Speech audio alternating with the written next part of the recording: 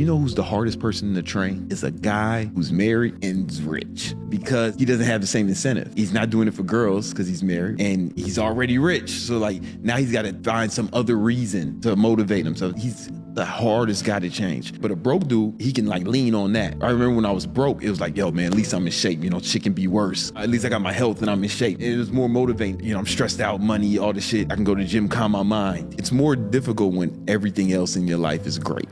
I see this in guys all the time, and we are driven by one of two things and one of two things only. And Tony Robbins is fantastic when talking about this. And either we have a pain driver or we have a pleasure driver, and pain is by far the most impactful one of them. Because think about it, most people do not change when they just kind of want it. Most people reach out to me when they've got to the level of the pissed off scale, which is 11 out of 10. They're literally not willing to go one more minute living in a body, having a lifestyle in which is dragging them down. They're feeling depressed. They're not looking good in their clothes, they're feeling absolutely awful inside the bathroom mirror, and their confidence is rock bottom. That is when they make a change, when the thought of changing is so much less painful than the thought of staying the same. Now, once we quickly get them out of that pain pit and we get them to lose the first 5, 10, 15 kilos, build some muscle, fit into clothes better, they're getting confidence. Oftentimes that is the exact point when guys get completely stuck and fall off the rails, because they haven't reset the vision. They haven't actually asked themselves how good life is going to get once they reach their goal, and they haven't got any pleasure drivers intact,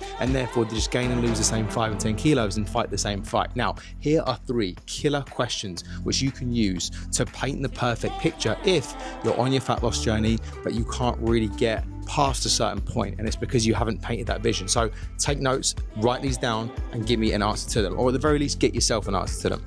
And the first one is, who else wins other than you when you're thinking, acting, looking, and operating at your very best? Number 2, which other area of your life outside of physique, health, and fitness would this journey give you so much more leverage and improvement upon? And the last thing is, what would you do with the increased energy and bandwidth in which you would gain, knowing that you had finally boxed off this area of your life once and for all? Once you can harness the power of pleasure as well as what you need to do to get out of pain, then and only then will you experience long-term success.